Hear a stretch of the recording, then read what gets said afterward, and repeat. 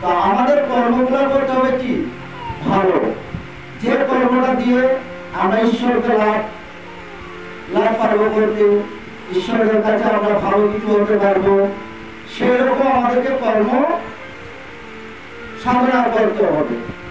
তাহলে আমাদের জীবনটা কি হবে, ভালোর দিকে যাবে।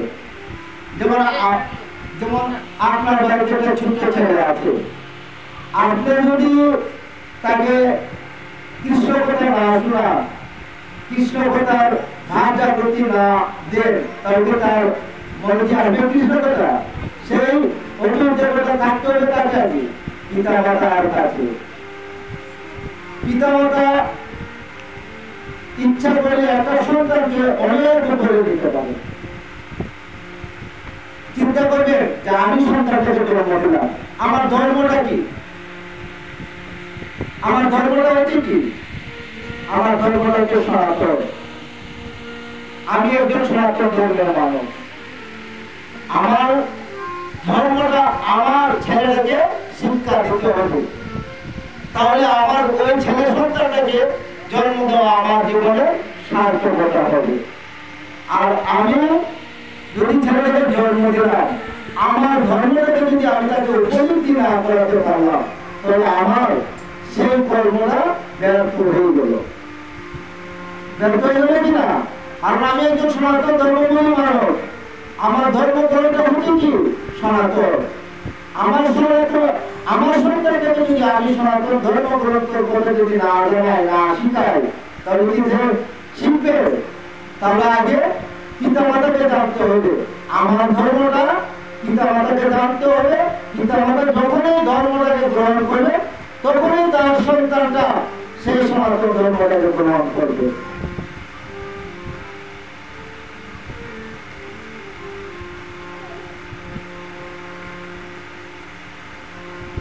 যদি পিতা মাতা তার সন্তানটাকে এইভাবে তৈরি করতে পারে, বৃদ্ধকালে দেখবেন ওই সন্তানটা কি হবে, পিতা মাতার প্রতি শ্রদ্ধা ভক্তিতে থাকবে। তো আমাদের পিতা মাতার প্রত্যেকের দায়িত্ব যে আমরা যে ধর্মের মধ্যে জন্মগ্রহণ করেছি, সেই ধর্মটা যেন আমার সন্তানটাকে আমি সঠিকভাবে গ্রহণ করতে পারি, তাহলে আমার সন্তান এবং আমার মঙ্গল হবে। তো আমরা সবাই তো চিন্তা করি যে বৃদ্ধকালে আমার সন্তানটা রুজি করে আনবে আর আমাকে খাওয়াবে। আমরা ওরকম চিন্তা করি? ওরকম চিন্তা করি না যে আমার ছেলেরা ধর্মের মধ্যে যাও, আমার ধর্মটাকে গ্রহণ করুক, আমার ধর্মটাকে সঠিকভাবে জানো। এটাই হচ্ছে একজন মানুষের জীবনের কর্তব্য, যে আমি যে ধর্মের মধ্যে জন্মান্তর হয়েছি, আমার সন্তান তাকে আমি যেন সেই ধর্মের সমস্ত কিছু বোঝাতে পারি, জানাতে পারি, কৃষ্ণ কথা শোনাতে পারি। তাহলে আমার ছেলেটারও মঙ্গল হবে, আমার মেয়েটারও মঙ্গল হবে, আমার পরিবারেরও মঙ্গল হবে, সবার মঙ্গল হবে। এবং সেটা আপনাকে প্রশ্ন করতে হবে না, কারণ ওই যে আপনি ছোট থেকে শিক্ষা দিয়েছেন ছেলেটাকে মেয়েটাকে, যে আসলে ভক্তি কি জিনিস, শ্রদ্ধা কি জিনিস, সেটা তার মনের মধ্যে রাখবে। তখন কি হবে, বৃদ্ধকালে সে মা বাবার সেবা করবে, যে না আমার পরম পূজনীয় হচ্ছে কি আমার পিতা এবং মাতা, আমি যদি তাদের সেবা না করি তাহলে আমার এই জন্মটা ব্যর্থ হয়ে যাবে। কারণ হচ্ছে যে আপনি তাদের শুরু থেকে সেই ধর্ম সম্পর্কে জ্ঞান দান করেছেন, তার কারণে সে তার কর্তব্য দায়িত্ব থেকে কোনদিনও সরবে না, অন্য কোনো বাজে কাজে যাবে না। ওনার ভাব ভক্তি থাকবে কৃষ্ণ ভক্তিতে এবং পিতা মাতার সেবার মধ্যে। যেমন আমরা গুরু ধরি, আমরা তো গুরু সবাই দীক্ষিত হয় না? গুরু আমাদেরকে যখন দীক্ষা দান করে, আমরা গুরুকে অনুসরণ করে চলতে হয়। গুরুর কৃপা যদি না থাকে তাহলে আমাদের ভক্তি ভাব লাভ হবে না। লাভ হবে? গুরু সর্বদা লাভ হবে না। যদি গুরু খুশি হয় তাহলে পিতা মাতাও খুশি থাকবে। অর্থাৎ গুরু জন্মে ভাব জন্মে এবং কৃষ্ণ কথা গুরুর কাছ থেকে শুনবে এবং গুরুর নিয়ম অনুসারে একজন শিষ্য যখন তার পথে চলার অনুসরণ করবে তখন কি হবে? গুরু শিষ্যের মিলন হবে। কারণ আমার গুরুদেব আমাকে যে কর্মটা দিয়েছে আমি সেই কর্মটার দ্বারা অনেক পাপ থেকে মুক্ত হয়ে যাব। কারণ আমার গুরুদেব আমাকে এই পৃথিবী থেকে কিসের জন্য কর্মদান করেছে? যে আমার এই কর্মদানের কারণে আমার মৃত্যুর সময় আমার সমস্ত পাপ থেকে মুক্ত হয়ে আমি যেন কৃষ্ণ চরণ ধরতে পারি, তার কারণে হচ্ছে গুরু ধরা এবং গুরুকে শ্রদ্ধা করা, গুরু কর্মমন্ত্র দেওয়া, জপ করা এবং কৃষ্ণ ভাবনা শক্তি হওয়া। তাহলে কি হবে?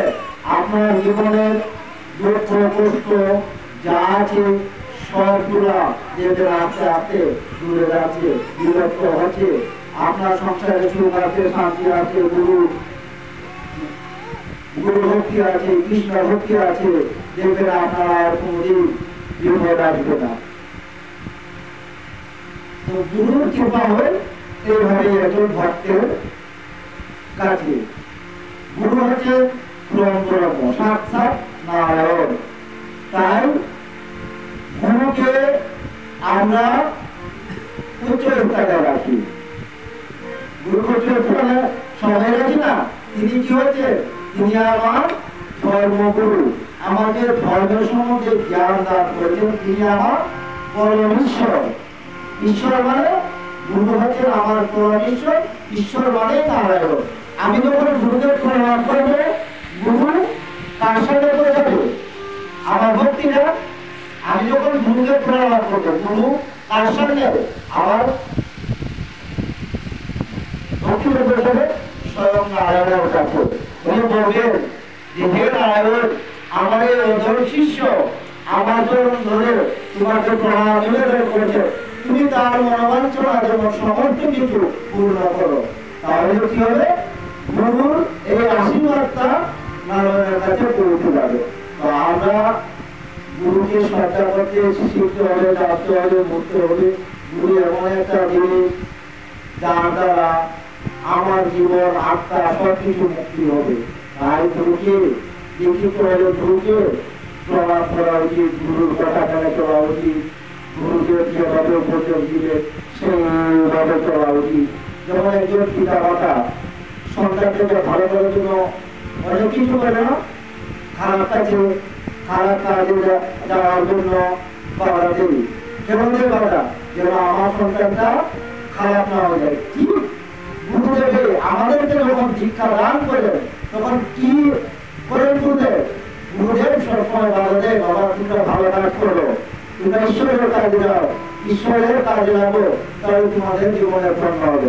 ঠিক পিতা এবং মাতা যেভাবে একটা সন্তানকে খারাপ কাজে যাওয়ার জন্য নিষেধ দেয়, গুরুদেব তার দীক্ষা দানের ক্ষেত্রে সেও এভাবেই একটা শিষ্যকে বলে, বাবা তুমি খারাপ কাজে দিও না, তুমি ঈশ্বরের কাজে লাগো, তোমার জীবন ধন্য হবে। এভাবেই গুরু কৃপা লাভ করে থাকে এবং পিতা মাতারও কৃপা লাভ করে থাকে একটা সন্তান। তখন আমি গুরুদেবের কৃপা লাভ করলাম, কথা বললাম আপনাদের সামনে, জানি না কিরকম লাগলো। আমি কি তার একটা